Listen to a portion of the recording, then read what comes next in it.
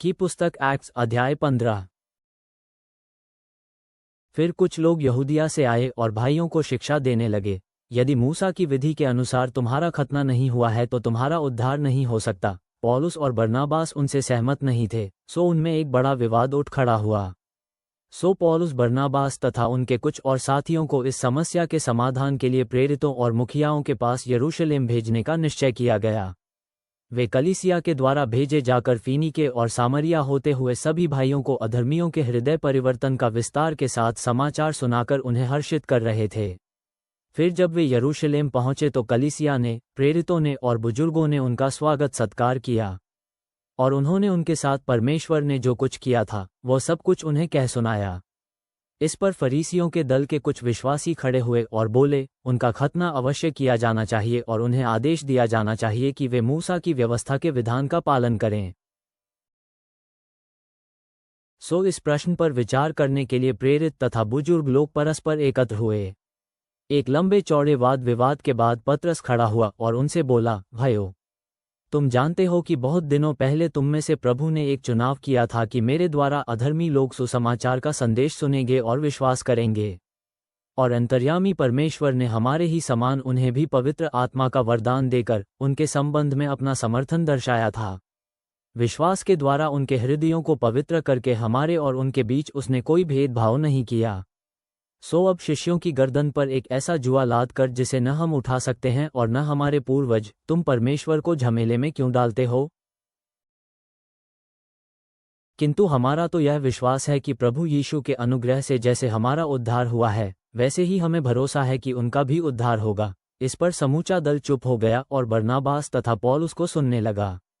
वे गैर यहूदियों के बीच परमेश्वर ने उनके द्वारा 2 अद्भुत चिन्ह प्रकट किए और आश्चर्य कर्म किए थे, उनका विवरण दे रहे थे।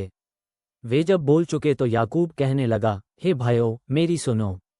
शमौन ने बताया था कि परमेश्वर ने गैर यहूदियों में से कुछ लोगों को अपने नाम के लिए चुनकर सर्वप्रथम कैसे प्रेम प्रकट किया था।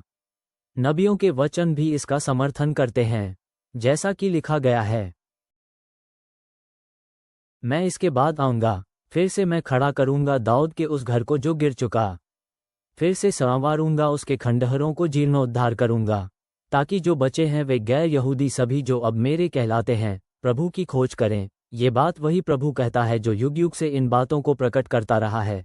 इस प्रकार मेरा यह निर्णय है कि हमें उन लोगों को जो गैर यहूदी होते हुए भी परमेश्वर की ओर मुड़े हैं सताना नहीं चाहिए, बल्कि हमें तो उनके पास लिख भेजना चाहिए कि मूर्तियों पर चढ़ाया गया भोजन तुम्हें नहीं लेना चाहिए, और व्यभिचार से बचे रहे, गला घोंटकर मारे गए किसी भी पशु का मांस खाने से बचें और लहू को कभी न खाएं।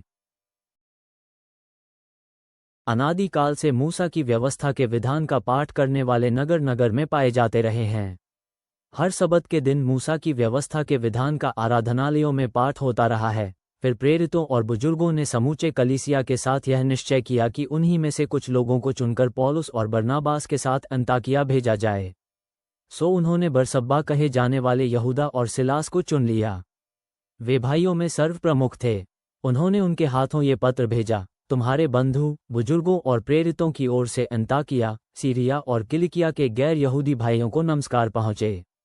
प्यारे भाइयों, हमने जब से यह सुना है कि हमसे कोई आदेश पाए बिना ही हम में से कुछ लोगों ने जाकर अपने शब्दों से तुम्हें दुख पहुंचाया है और तुम्हारे मन को अस्थिर कर दिया है, हम सबने परस्पर सहमत होकर यह निश्चय किया है कि हम अपने में से कुछ लोग चुनें और अपने प्रिय बरनाबास और पौलुस के साथ उन्हें तुम्हारे पास भेजें। ये वे ही लोग हैं जिन्होंने हमारे प्रभु यीशु मसीह के नाम के लिए अपने प्राणों की बाजी लगा दी थी। हम यहूदा और सिलास को भेज रहे हैं, वे तुम्हें अपने मुंह से इन सब बातों को बताएंगे। पवित्र आत्मा को और हमें यही उचित जान पड़ा कि तुम पर इन आवश्यक बातों के अतिरिक्त और किसी बात का बोझ न डाला जाए। मूर्तियों पर चढ़ाया गया भोजन तुम्हें नहीं लेना चाहिए, गला घोंटकर मारे गए किसी भी पशु का मांस खाने से बचें और लहू को कभी न खाएं। व्यभिचार से बचे रहो। यदि तुमने अपने आप को इन बातों से बचाए रखा तो तुम्हारा कल्याण होगा। अच्छा विदा। इस प्रकार उन्हें विदा कर दिया गया और वे अन्ताकिया जा पहुँचे। वहां उन्होंने धर्म सभा बुलाई और उन्हें वो पत्र दे दिया। पत्र पढ़कर जो प्रोत्साहन उन्हें मिला उस पर उन्होंने आनंद मनाया।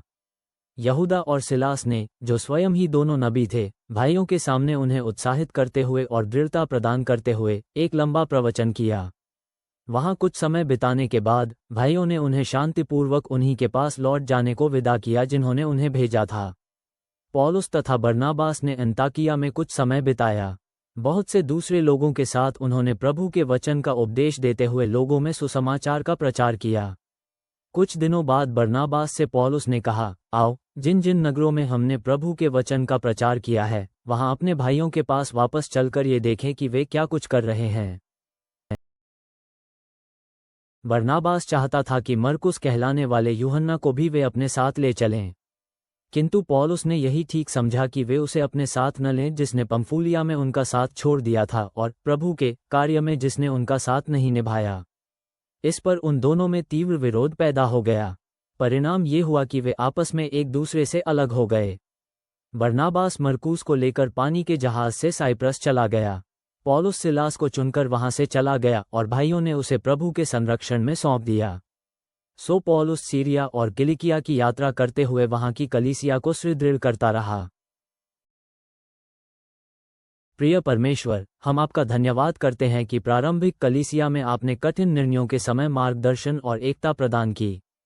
हमारी सहायता करें कि हम अपने आसपास के लोगों की विविध पृष्ठभूमि और अनुभवों को स्वीकार करें और उन पर अनुग्रह व समझदारी दिखाएं। हमारी प्रार्थना है कि हम अपने निर्णयों में आपकी बुद्धि की खोज करें और अपने विश्वास में दृढ़ रहें, ताकि अपने समुदायों में सामंजस्य को बढ़ावा दे सकें। हमारी बुद्धि को अपनी परिपूर्ण शांति से सुरक्षित रखें। आमीन।